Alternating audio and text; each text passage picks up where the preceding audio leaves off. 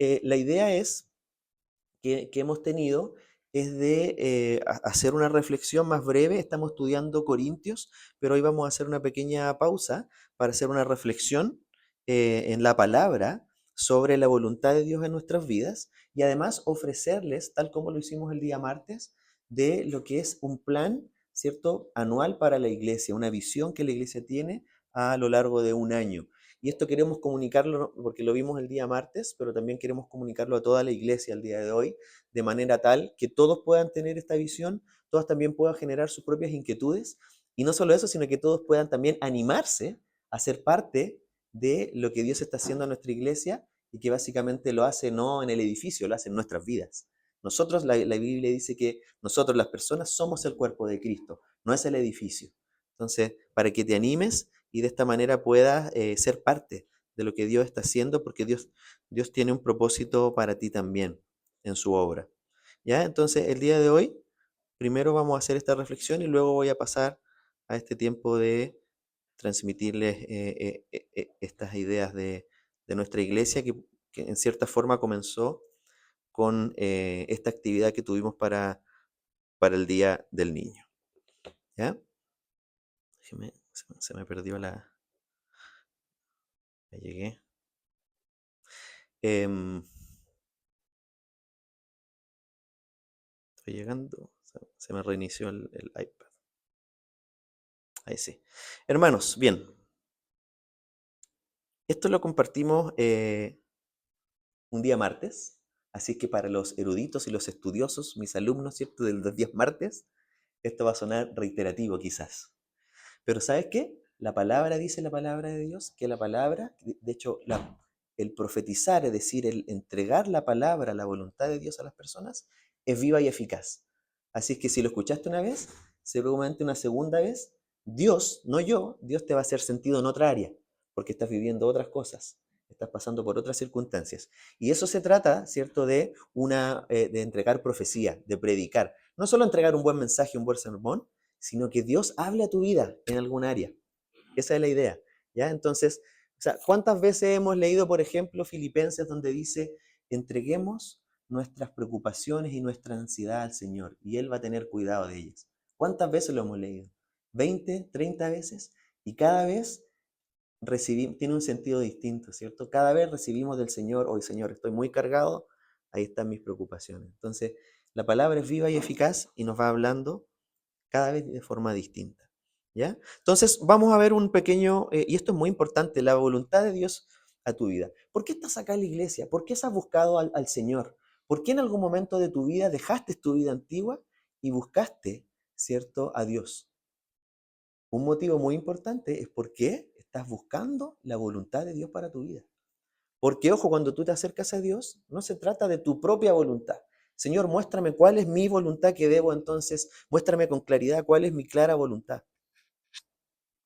No, entendemos que somos instrumentos en las manos de Dios y que Él nos quiere usar en cosas que ni siquiera habíamos pensado. Entonces, ¿es nuestra voluntad? No. Querida Judith, por ejemplo, Judith hace 3 años, ¿hace cuánto llegaste a Chile? 16 años. Ah, pues ya es chilena, pues no, ya eso ya. No. Pero me encanta que mantiene su acento ella, ¿cierto? Es fiel a su tierra. Bien. Bueno, no vas a poder celebrar, entiendo, el 18 con nosotros, vas a estar de viaje, ¿cierto? Bueno, pero bueno, nos vamos a ir a comer una empanada en tu honor. Pero quería Judith, hace 16 años, ¿pensaste en alguna vez que Dios se te iba a salir al encuentro, te iba a sorprender y ibas a estar a cargo, por ejemplo, organizando una actividad de niños para que los niños puedan escuchar la palabra de Dios? Bien, ahí tiene un ejemplo. Ella tenía una voluntad aquí al llegar a Chile en su vida, que era otra, ¿cierto? Era, ¿cierto? Arraigarse, trabajar seguramente. Bueno, quizás no has contado la historia, pero me imagino, ¿cierto? Tantos anhelos, ¿cierto? Que son... Pero ella jamás se imaginó que la voluntad de Dios iba a ser usarla para alcanzar a otros, para comunicar la palabra de Dios a familias. Y así cada uno de nosotros, ¿cierto? ¿Te imaginabas hace 10 años atrás, 20 años atrás, cuando no eras cristiano, que Dios te iba a estar usando en algún área de tu vida? No. La clave está en que te dispongas en las manos de Dios para eso. Entonces, la voluntad de Dios es este plan, es este propósito de Dios, ¿ya? Es un propósito para la existencia, ¿cierto? De las cosas, para la realidad, pero ojo, pero también para tu vida personal. ¿Ya? En ese sentido, entonces, podemos decir que hay una doble voluntad de Dios para las vidas. Una voluntad es la voluntad general de Dios y la otra es la particular. ¿Cuál es la voluntad general?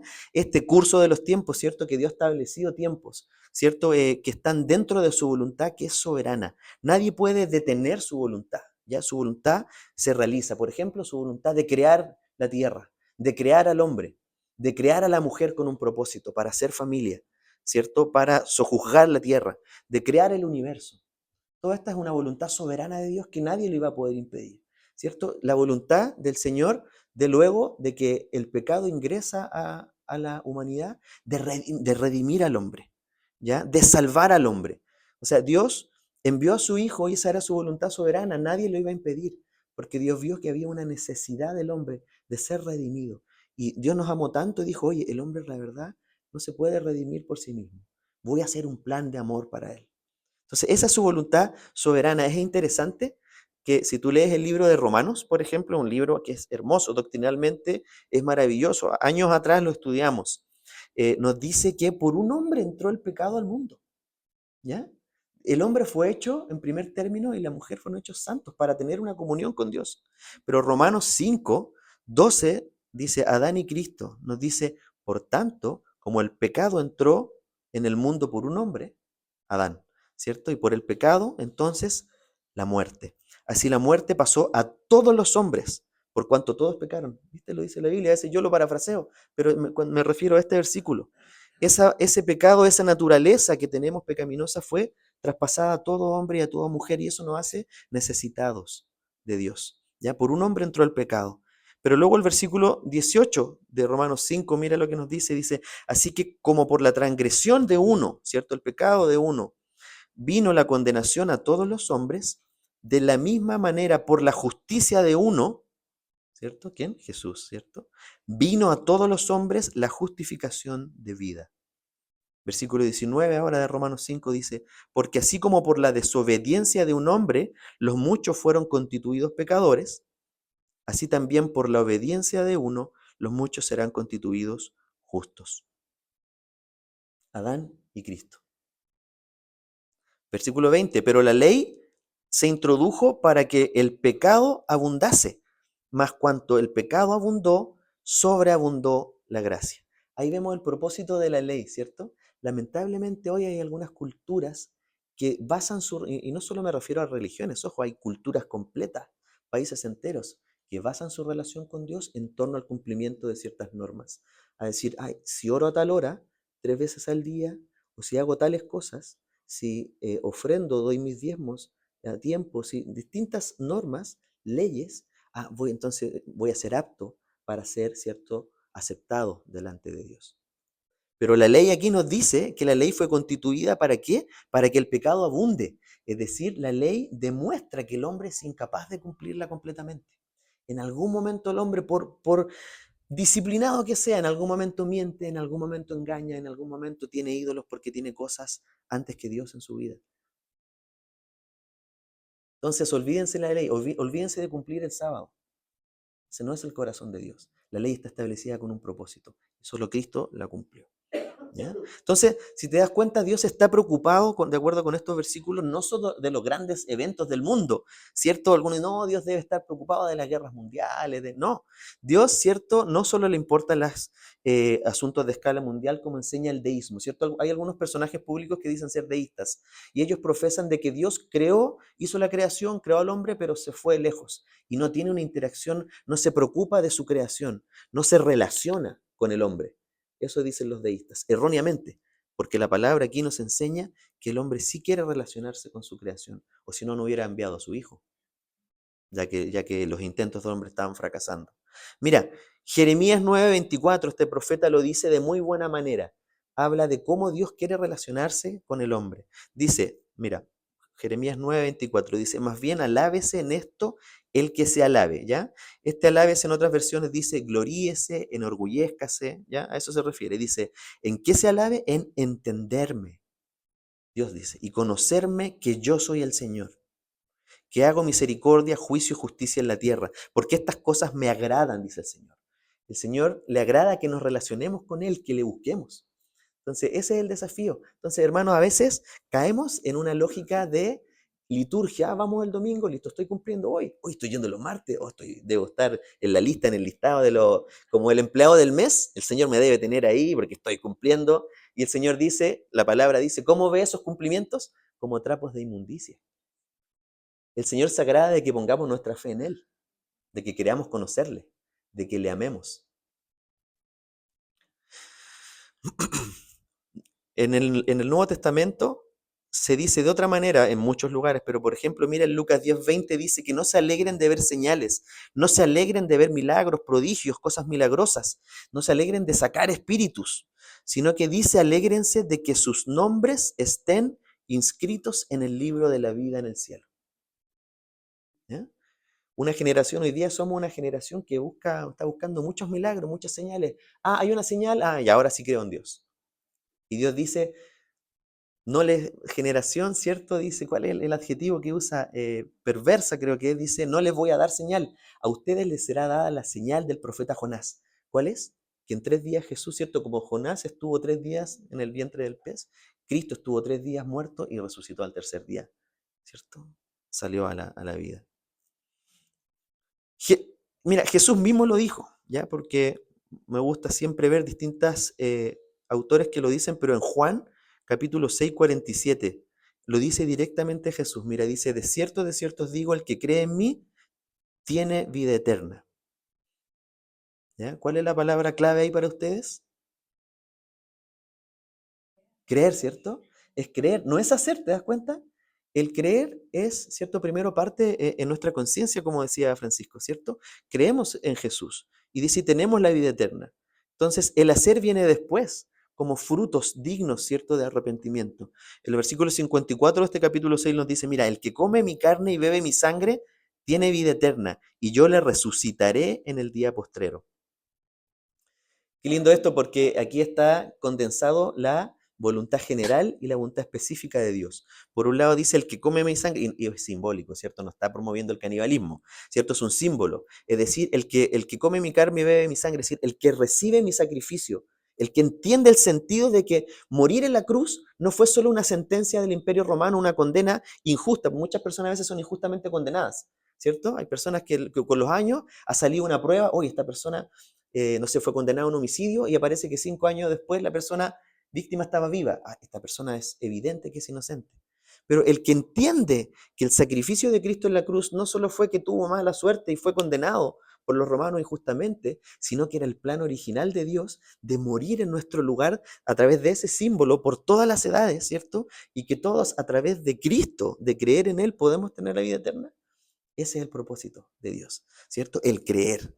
Juan 11:26 lo dice de la siguiente manera, me dice, bueno, perdón, me olvidé, y dice, y lo resucitaré en el día postrero. Ahí está una voluntad de Dios general para todos sus hijos, ¿cierto? La palabra enseña que Jesús dijo que iba a venir por primera vez, pero también enseña que va a venir por una segunda vez, por sus hijos. Y si esa persona muerta, si nosotros morimos, bueno, vamos a estar resucitados con Cristo en la eternidad, dice esta palabra. Y muchas otras. Juan 1:26, ahora sí, y todo aquel que vive en mí y cree en mí, no morirá eternamente.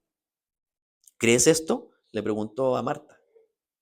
Le dijo, sí, Señor, yo he creído que tú eres el Cristo, el Hijo de Dios, que has venido al mundo.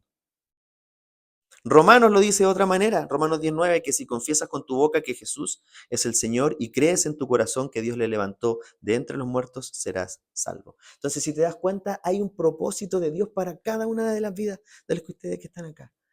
Un propósito específico de ser salvos, ¿ya? Esta es la voluntad particular de esta vida. Me gustaría ver ahora 3 puntos específicos, 3 puntos de cómo podemos ahora buscar nosotros en nuestra vida la voluntad de Dios, ¿ya? Son 3 ideas o 3 puntos que tú puedes anotar ahí, que la Biblia nos enseña de cómo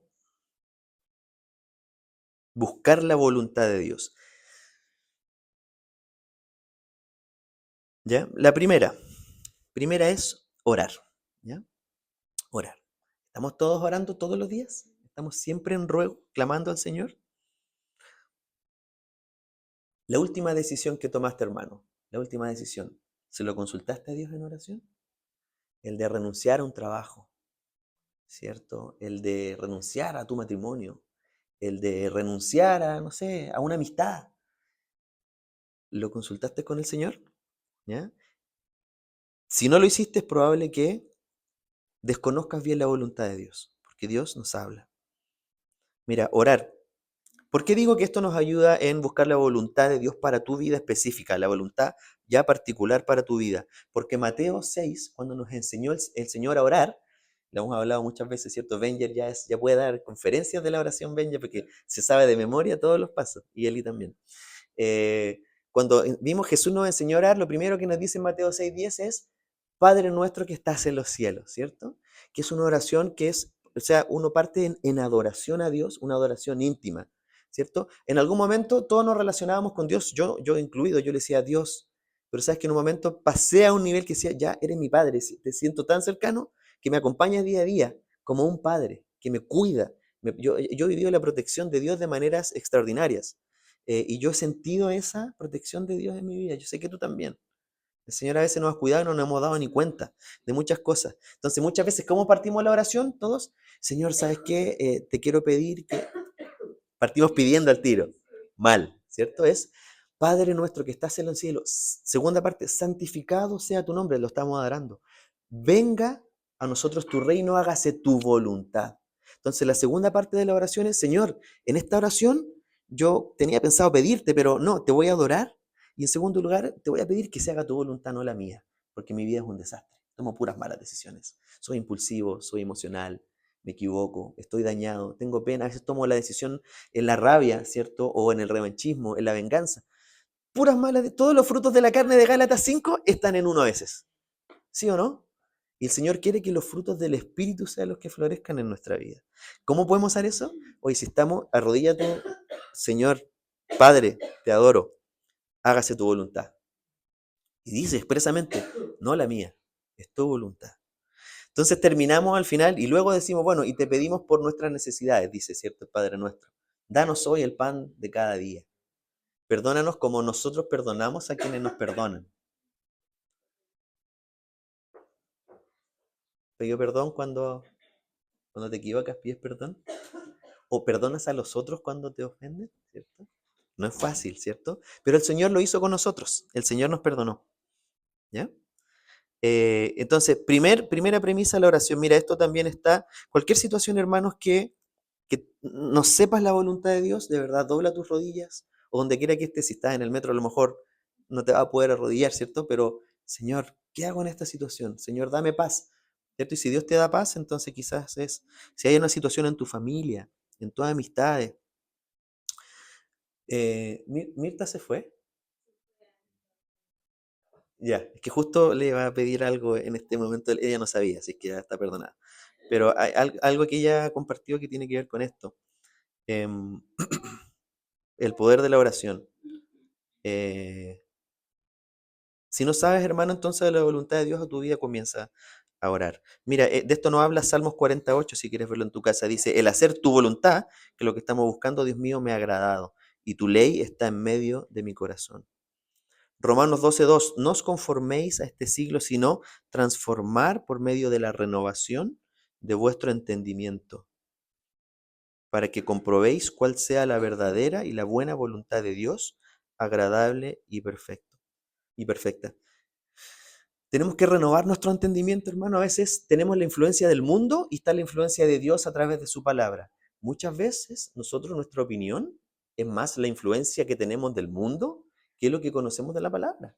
A veces si alguien te pregunta, oye, ¿sabes qué, hermano? ¿Puedes orar por mí? Dame un consejo. Y tú a veces das el consejo solo de tu experiencia, pero ignoras lo que dice la palabra. Entonces, muchas veces nuestra opinión es solo nuestra experiencia, que es muy diminuta. Millones y millones de experiencias que son distintas. Entonces, cuando te piden un consejo, hermano, no des tu consejo. Da lo que dice la palabra. Porque esa es la voluntad de Dios y la persona la va a tener que aplicar a su vida. Porque la palabra es una norma, ¿cierto? Es un principio y cada persona la va a entender como el Señor se la quiera mostrar, no como yo quiera mostrársela. Em, ¿Viene Mirta ahí? La quiero molestar. Eh, Entonces, hermano, la influencia de Dios en nosotros, en la oración. ¿Alguien puede llamar a Mirta, Alex? ¿Oh?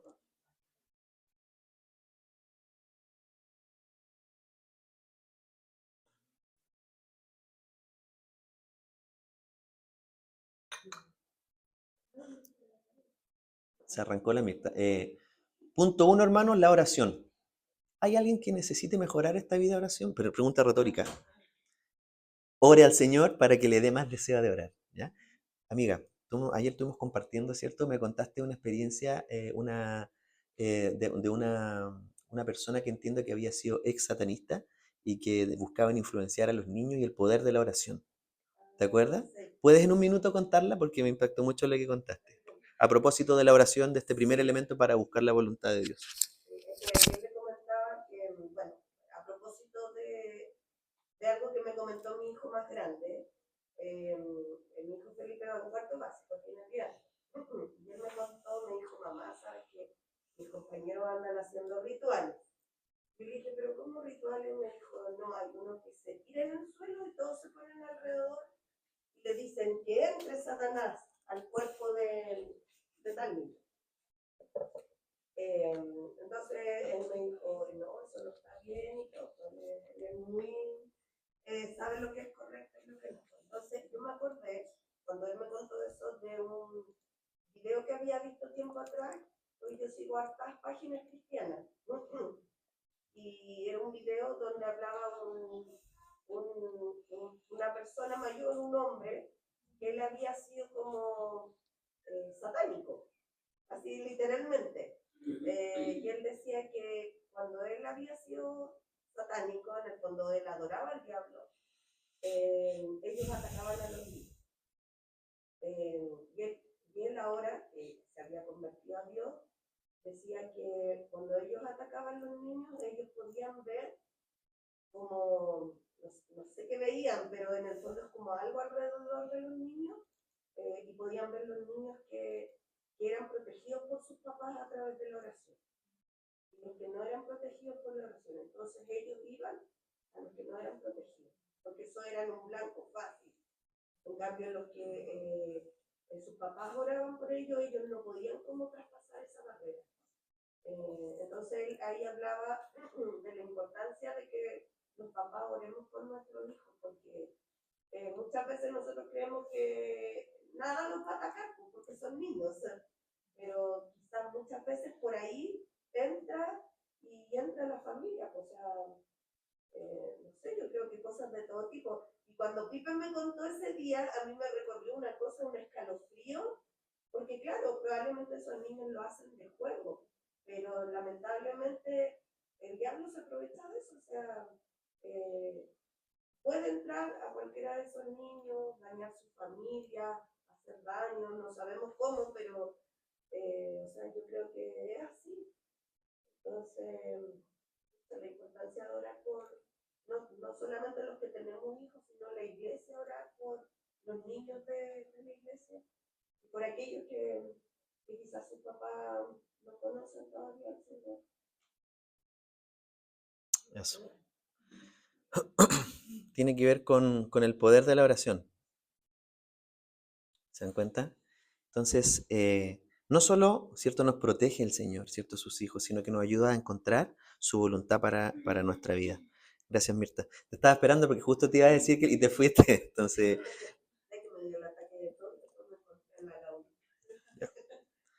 segundo, hermanos, veamos, analicemos cómo estamos con estos elementos. Segundo de los 3 puntos, dependencia del Espíritu Santo. Harto hemos hablado de esto, ¿cierto? Este semestre, ¿cierto? Sabemos, la palabra enseña que el Espíritu Santo en algún momento se nos cruza en nuestra vida cuando no éramos cristianos y nos convence, dice, lo primero que hace es convencernos de pecado. Y nos dice, oye, en realidad Dios te he fallado, te necesito. Y ahí viene, creo en ti, ¿cierto? Y dice la palabra que el Espíritu Santo dice que desde el momento que tú crees en Jesús, dice Romanos, que te sella.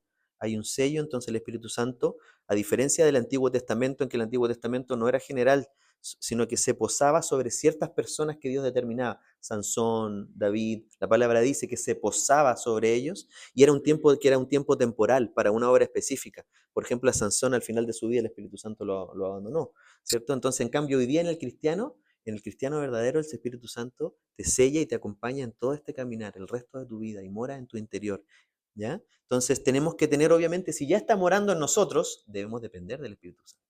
¿Ya? Juan 16:13 nos dice, mira, Jesús lo dijo, versículo 13, pero cuando venga el Espíritu de verdad, Él los guiará a toda la verdad, porque no hablará por su propia cuenta, sino que hablará todo lo que oyere y os hará saber las cosas que habrán de venir. Dios nos guía a la verdad a través del Espíritu Santo. ¿Ya? Y Jesús dijo un poquito antes, 2 capítulos antes, en Juan 14:6, dice, yo soy la verdad. Dice, Jesús dijo, yo soy la verdad, el camino, ¿cierto? Yo soy la vida. Entonces, la primera verdad, hermanos, a que el Espíritu Santo guíe en el mundo es a Cristo.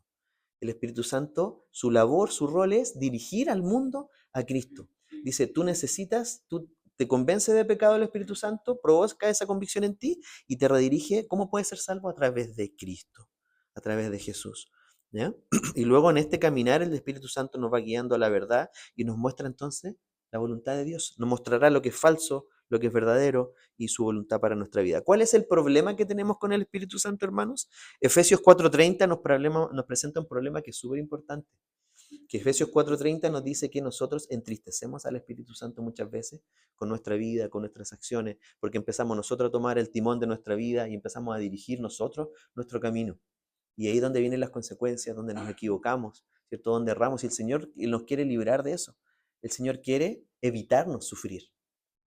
Dice Efesios 4:30, no entristezcáis al Espíritu Santo de Dios. Lo que cuando vimos en clase nos demuestra también, no sé si clase, pero en los fundamentos bíblicos, vimos que el Espíritu Santo es una persona. Se entristece, tiene emociones. No es solo una fuerza, así un poder, una fuerza, sino es una más de las personas de la Trinidad. ¿Ya? No entristezcáis al Espíritu Santo de Dios por el cual fuisteis sellados para el día de la redención. ¿Ya? Segundo punto entonces, busquen la guía del Espíritu Santo en sus vidas, ¿ya? Pregúntenle y que los llene de los frutos de Gálatas 5:22. Ahí están los frutos del Espíritu Santo en tu vida. ¿Cómo sé que el cristiano tiene el Espíritu Santo en tu vida? Dice, el fruto del Espíritu es amor, gozo, paz, ¿cierto? Ustedes se lo saben bien, ¿cierto? Pero te das cuenta que dice el fruto, no dice los frutos en plural.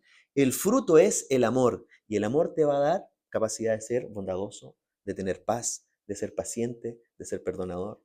¿Mm? Entonces, si ves a alguien que no tiene amor por los demás, alguien que no perdona, que no tiene paz, que no tiene ningún fruto del Espíritu Santo, ¿realmente tiene el Espíritu Santo? Y si no tienes el Espíritu Santo, ¿realmente te selló el Espíritu Santo? Y si no te selló, ¿realmente eres hijo de Dios? Fuerte. Pero la palabra dice que nos van a conocer por su fruto. Y principalmente el amor. ¿Ya? Amar a Dios y al prójimo. Y ese es un sello de nuestra iglesia, ¿cierto? Amamos a Dios con nuestras fuerzas. No importa cómo nos vestimos, si usamos corbata, si yo, ¿cierto? Si uso, ¿cierto? Bufanda, corbata, terno, no. Lo que nos distingue es el amor entre nosotros y el amor a Dios. Y tercero y final, vivir en santidad, ¿cierto? Una vida de santidad progresiva. Para esto hay un versículo expreso que lo dice literalmente. Primera de Tesalonicenses 4:3 dice, pues la voluntad, estamos buscando la voluntad de Dios, ¿cierto? Es vuestra santificación. La voluntad de Dios es vuestra santificación. Cuando nosotros escuchábamos antes esto de santificación, pensábamos que era algo inalcanzable, ¿cierto? Los santos eran Santa Teresita, ¿cierto? Padre Hurtado, ¿cierto? Fue beatificado también, ¿cierto? Padre Hurtado. Padre Pío, ¿cuál más? No, pues la palabra enseña que los santos son sus hijos. Porque Dios Padre nos ve a nosotros con el lente a través de Cristo. Por eso nos ve santos, no porque nosotros hayamos tenido una vida tan piadosa. Queremos, ¿cierto? Queremos caminar en mejorar. Pero te das cuenta que es un regalo que no depende tanto de lo que haga el hombre. No es ser perfecto, hermano, ya no quiero. Mira, cuando yo hablo estas cosas, yo lo primero que sé es que yo soy ser humano, ustedes son seres humanos y nos equivocamos. No sientas una presión tan grande, no te quiero con esto cargar, ¿ya? No quiero que digas, oye, esto que está predicando Alex es inalcanzable. Está hablando de la santidad, de vivir bajo el espíritu, de orar. ¡Wow! No, pero que tengas en cuenta estos elementos para ir avanzando en ese proceso. Si lo logras entender y empiezas a dar desde mañana lunes, vamos a decir mañana lunes, ya hoy día descansa en la tarde, pero de mañana, ¿sabes qué me voy a proponer? A las 8 de la mañana voy a orar todos los días, voy a leer su palabra, voy a pedirle al Espíritu Santo que me guíe las decisiones. Ya hemos logrado, ¿ya? Nuestro propósito. ¿Ya? Pero no lo sientas como esto de ser santo es un proceso. Es lo que en doctrina, ¿cierto?, se llama la santificación posicional, que es la que recibimos por Cristo, pero luego viene la progresiva, que es el resto de nuestra vida. Y como decíamos recién, es caminar reflejando Gálatas 5:22, que es el fruto del Espíritu: amor, gozo, paciencia. ¿Ya? ¿Hay alguien que leyendo este listado de Gálatas 5:22 sienta que tiene todo, que está todo listo? Amor, ya como que te traíamos. Gozo, hoy en día que andamos, pero así, no nos hace reír ni Bombo Fica, ¿no? Oye, a propósito de Bombo Fica, ¿me puedo tomar una licencia de 10 segundos? Un día fui a, a una panadería que iba a comprar el pan, pasé en la Florida y estaba el canastito del pan. Y ya estaba, ¿cierto?, entrando y había una persona antes. Y bueno, y me tocaba a mí después, porque cada uno sacaba sus marraquetas y después las pesaba y las pagaba. Entonces saca el pan, la bolsita, lo echa y se da vuelta y era Bombo Fica. Y me dice, no hay pan. Se llevó todo el pan el gallo. Te lo juro que era Bombo Fica y se agotó el pan. Fue como una comedia, como un chiste de verlo. No hay pan, me dijo. Y no quedaba pan, se llevó el pan. Y era Bombo Fica. ¿Ya? Esta es como una pausa activa. ¿Quién me dijo que hiciera pausa activa? Alguien me dijo. La Mirta creo que me dijo. ¿Ah? No compartió. Si hubiera sido consecuente, debía haber compartido el pan, ¿cierto? Bien, no vamos a hablar de eso porque no quiero dividir la Grey. No vamos a hablar de política, ¿ya? Y ahí quedamos en el listado: gozo, paz, paciencia, benignidad, bondad, fe, mansedumbre, templanza, dominio propio. Tan importante el amor. Hechos 1:8 nos habla de esto, dice: recibiréis poder cuando hayáis venido sobre vosotros al Espíritu Santo. Me seréis testigos en Jerusalén, en toda Judea, en Samaria y hasta lo último de la tierra. Falta que pusiera entre paréntesis nomás el cajón del Maipo, ¿eh? O Chile, que somos lo último, como decía Montaner, ¿cierto? El último lugar del mundo. ¿Mm? Bien. Hermano, entonces, mira, obviamente la voluntad de Dios la busca a través de la oración, ¿cierto? Del depender del Espíritu Santo y de ir buscando una vida en santidad. Pero obviamente tenemos que, para poder hacer esto, primero, ¿cómo podemos cumplir cada uno de estos requisitos? Tenemos que entregar nuestra vida a Cristo, ¿cierto? Si no hemos entregado completamente nuestra vida a Cristo, ¿cómo vamos a orar? ¿Cómo vamos a depender del Espíritu Santo? ¿Cierto? ¿Cómo vamos a vivir en santidad? Entonces, entregarnos a Cristo y leer, buscar en su palabra a diario, ¿ya? Pídele al Señor que te dé hambre por su palabra, ¿ya? Estos tres requisitos, chiquillos, pregunta, ¿son copulativos o alternativos? ¿Qué piensan ustedes? Por ejemplo, copulativos es copulativo, ¿cierto? Porque alternativo es cuando te dice, tú puedes seguir, orar o depender del Espíritu Santo o vivir en santidad. Pero cuando son copulativos es, tú debes orar y, y son los tres juntos. Son copulativos. Es decir, no puedes decir, yo elijo uno, orar, no sirve. Te vas a extraviar de la voluntad de Dios, pues tienes que tener los tres y leer la palabra, ¿ya? Bueno, espero que esta palabra sea de bendiciones para su vida concreta, para su vida diaria, hermanos, que el Señor los guíe y los bendiga, ¿ya? Vamos a pasar ahora. El Alex no está de acuerdo conmigo.